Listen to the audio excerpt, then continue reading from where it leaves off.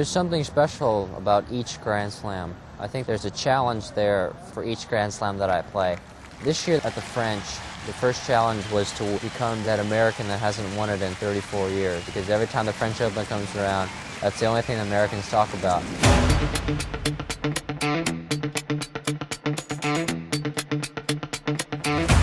I have some pretty vivid memories actually of Roland-Garros before I first came here in '88. I remember Lendl playing Pernfors.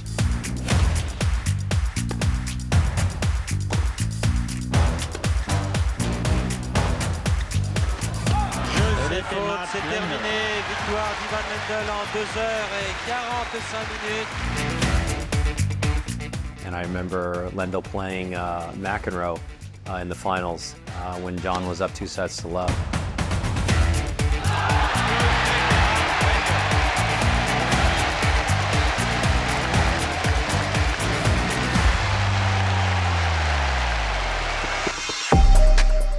This is my, rookie year out in 1988. Played a good couple of first rounds, and then, played, John McEnroe in the third round. It was probably one of the very first kind of big name players that I played against in my career. So I was really nervous going out there to play on court 1, which don't actually have anymore here at Roland-Garros.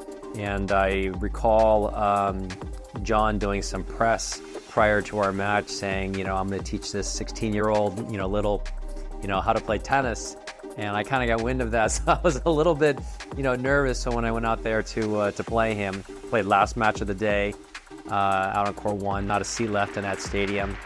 And my first mistake was that I let him walk out first. John is very loved here in France and in Paris. And he came out and the crowd went absolutely nuts. When the door swung open and he walked out.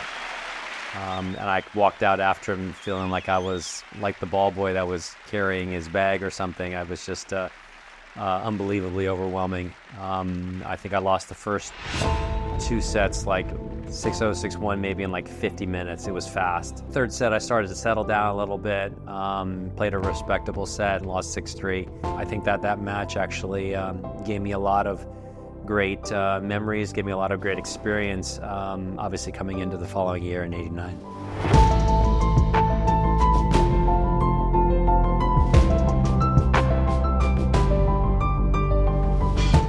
I had actually a little bit of confidence going into that 4th round match with Ivan.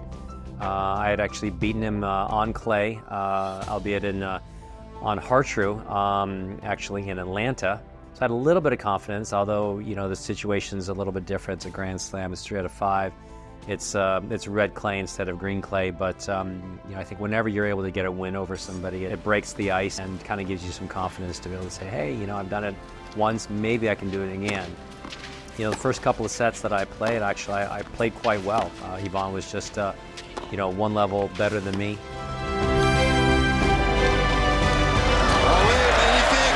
Et Ivan Lendl, qui avec ce point extraordinaire, mène 2 manches à rien, 6-4, 6-4.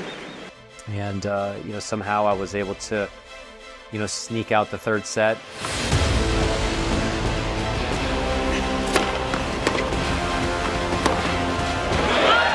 Et voilà, c'est fait. 4th set, I just continued to plug away. Opportunities kind of kept coming my way. I was able to take advantage of my opportunities and be able to sneak out the 4th set. Le relâchement de Chang, on a l'impression qu'il joue pas entre les points. C'est extraordinaire. Et voilà. Et voilà. Et Ivan Lendl qui fait la faute tout seul.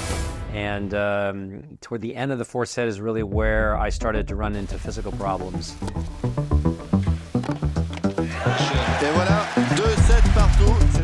I started to have, cramping issues. I tried to kind of hide it as best as I could, and then it got to the point where, beginning of the 5th set, it was just too difficult to hide it.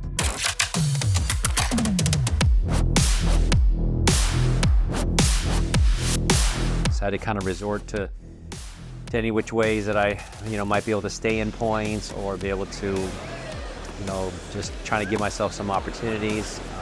So I started to kind of lob, try to buy some time. You know, maybe some of the water that I've been drinking in the fourth set might kick in to help relieve some of the cramps. Didn't really help that much, but you know, gave me some time in between some of the shots and try to take as much time as I could between points. And when I did have opportunities to go for shots, I'd go for them. Oh là là! Et une image assez symbolique. Michael Chang qui met Ivan Lendl par terre. Going for winners, and I didn't make all of them, but I made a lot of them. Oh là là, mais c'est incroyable parce que tous les changements de rythme, c'est Chang qui les fait. They started going in, and before I know it, points started turning into games, and all of a sudden I'm able to break serve. I'm getting broken, but I'm able to still break serve, and it was, you know, the fifth set became just an incredible battle. It became a lot more than just a tennis match because there was so much emotion from dealing with the physical limitations. The crowd knew the situation, so they were, you know, very much into it. C'est la cuillère. Et il fait le point. Oh, extraordinaire.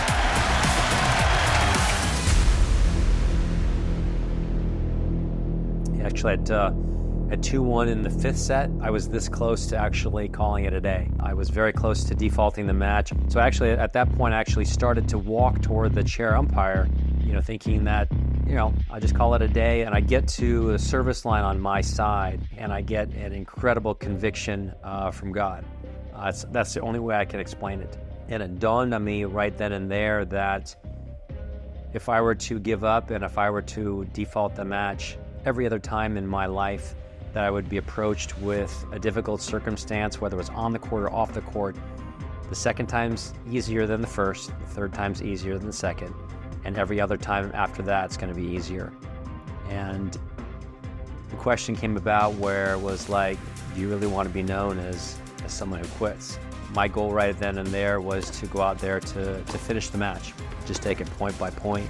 And like I said, when I had opportunities to go for shots, I'd go for them.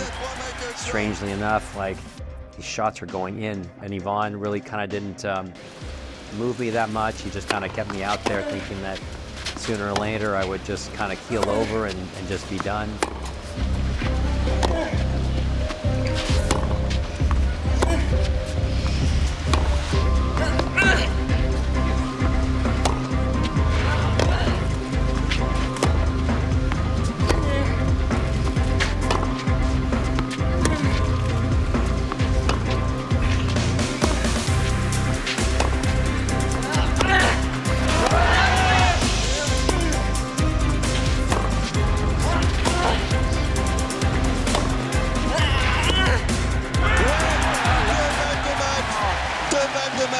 Se prend la tête, il n'y croit pas, Michael Chang. Incroyable. And the next thing you know, I'm on my back at the end of the match, and Ivan's double faulted, on match point.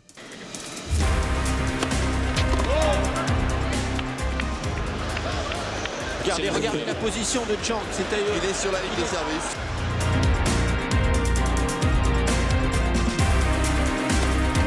Voilà, il a gagné. Victoire incroyable de Michael Chang qui s'écroule sur le court. Il a provoqué Ivan Lendl et ça a marché. Il l'emporte en 5-7. Quel incroyable exploit vient de réaliser ce jeune homme, ce garçon de 17 ans. Il sort le numéro 1 mondial, Ivan Lendl. My mom actually cooked for me a lot in '89. I know they're not supposed to be cooking in the hotel rooms, but it's something that she did. And she would have like a couple of different rice cookers. And believe it or not, she would go to the markets like super early in the morning and cook, fresh chicken soup, chicken noodle soup for me. She would, add ginseng in there for a little bit for extra energy. That was my pre-match meal for just about every single match that I played in '89. It obviously certainly didn't hurt, but no doubt helped me get through a lot of really, really tough matches that year. I was just taking it match by match. Post-match, I'm just trying to, find ways to recover and try to get ready for my next match. Thankfully, I didn't have a single press person ask me in any of my press conference, not one said, hey, do you know if you win the French Open, you'll be the youngest Grand Slam male champion ever? That might have made me a little bit more nervous. And actually, I did not even know that that was the case until after the tournament was done. Et voilà, c'est terminé. 3h41 minutes de match. But I think part of it was that, you know, I was the underdog going into the match with Lendl. The quarterfinal with Agenor was a tough one. The semi with Chesnikov was a really tough match. And I probably was the underdog going into the final. So maybe that's why nobody asked me that question. I don't know what kept me going. Et je ne sais pas ce qui a réussi à me pousser à continuer sur la fin. Jesus Christ just brought me through this. Je crois que c'est Dieu qui m'a aidé.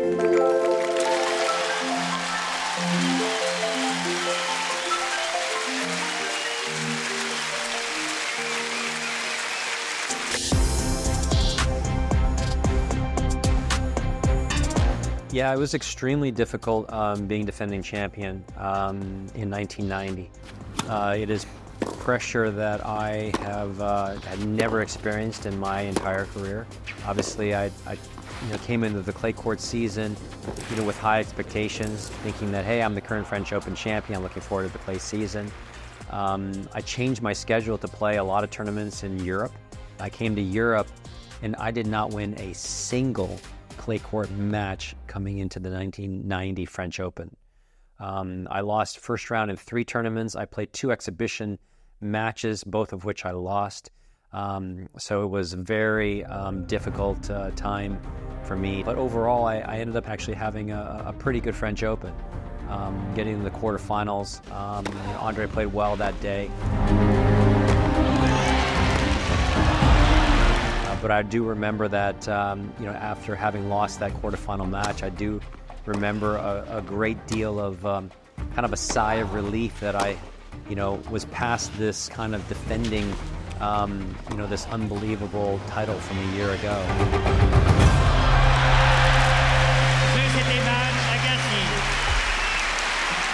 That whole year after I won in '89 taught me a lot about myself. It taught me a lot about expectations.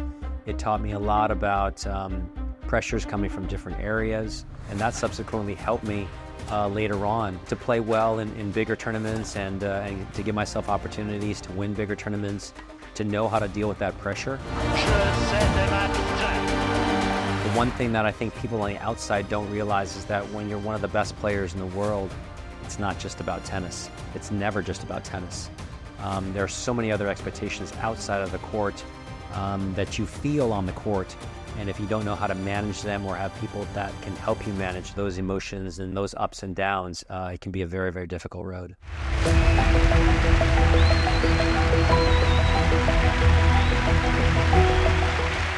I remember just having an unbelievable atmosphere, playing against, a legend. And wherever Jimmy goes, I mean, he's always the favorite, I feel like. Very rarely is the crowd ever against him. I was actually a little bit surprised. I've watched Jimmy play many, many times. I had practiced with him actually quite a bit. But never had I been in a situation where I've been on the court and actually can feel the intensity and the fight that he brings to a tennis match.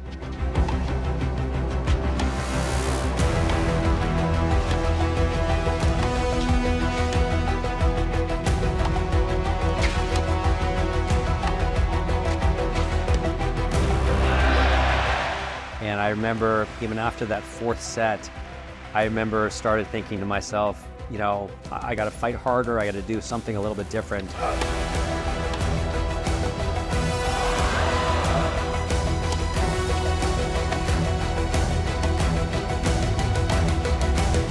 And we started that 4th set. He had the momentum going into the 5th.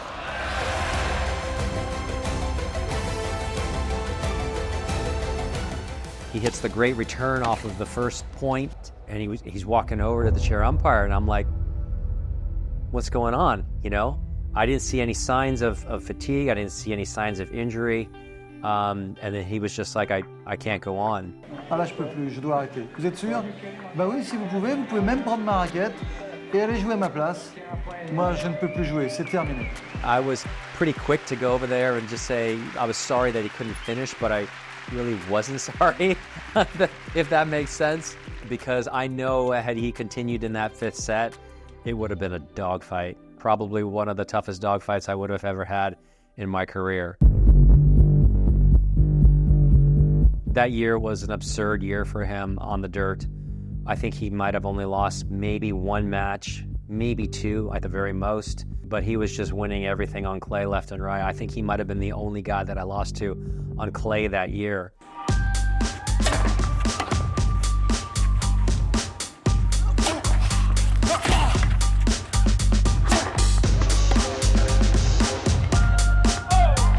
You know, I actually got off to a really good start the first set, and then, you know, as sometimes what can happen on clay, you lose a little bit of momentum, you know, you lose a little bit of kind of commanding points a little bit, and it's easier to do that on clay than it is on grass and hard court, because clay is a lot more chess-like, points are a little bit longer, the surface is a little bit slower, and it was just his time. I mean, he was a better player than I was that day, unfortunately, but it certainly would have been nice to have won, you know, my second French Open in '95.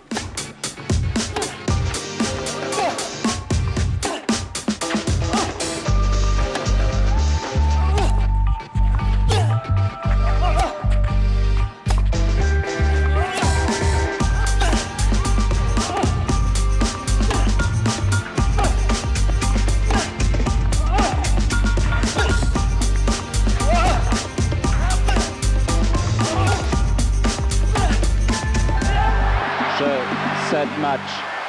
Muster.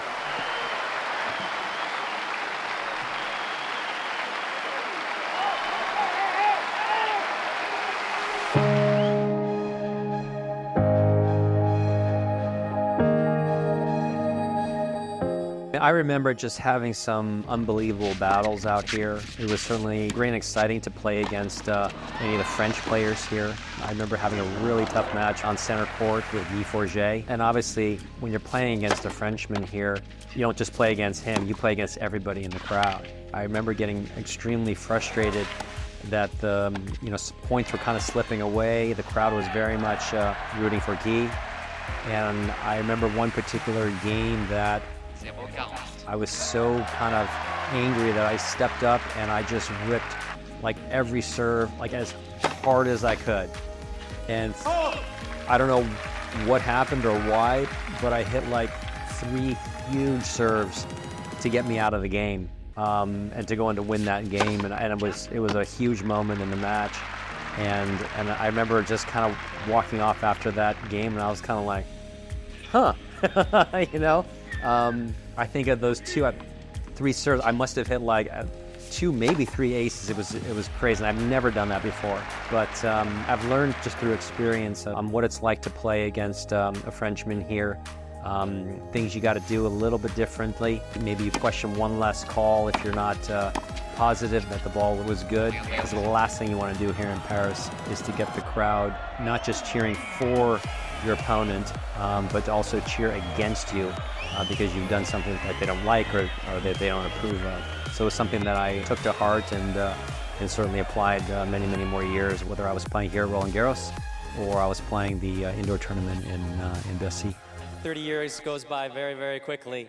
Whenever I have the opportunity to come back to Roland-Garros, it is always very, very special.